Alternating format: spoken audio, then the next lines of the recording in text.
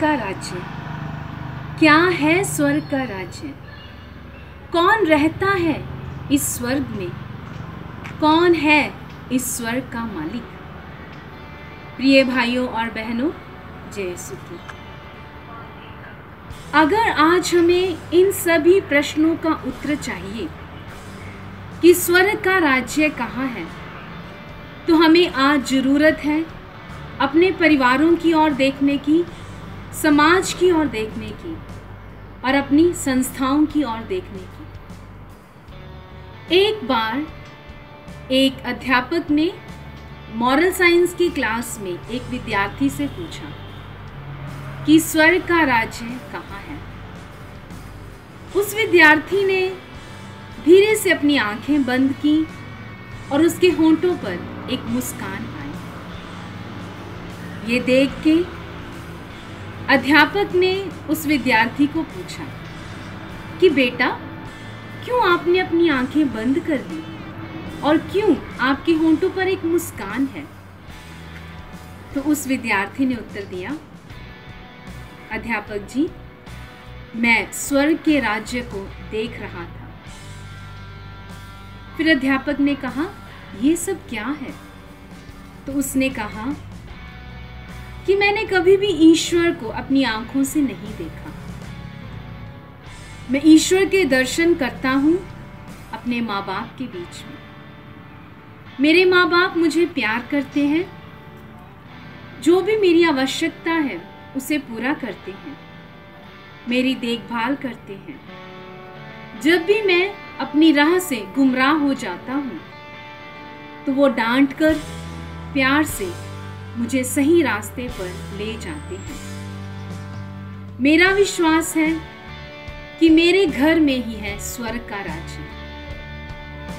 प्रियजनों, क्या ये सही नहीं है कि स्वर्ग का राज्य हमारे अंदर है, हमारे घर में है?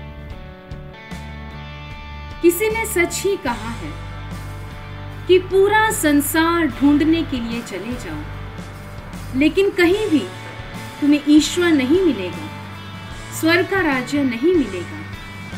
अगर ईश्वर को पाना है, स्वर्ग राज्य को पाना है, तो अपने अंदर, अपनी अंतर आत्मा को जांच करने की आवश्यकता है।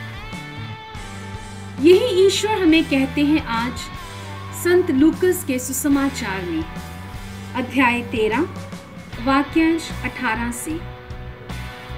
ईसा ने कहा, ईश्वर का राज्य किसके सदृश है?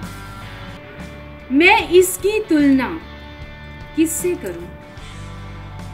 वह उस राई के दाने के सदृश है जिसे लेकर किसी मनुष्य ने अपनी बारी में बोया। वो बढ़ते बढ़ते पेड़ हो गया और आकाश के पंछी उसकी डालियों में बसेरा करने आए। स्वर्ग का राज्य उस राई के सदृश है। और वो राई का दाना क्या है? वो राई का दाना प्रेम है।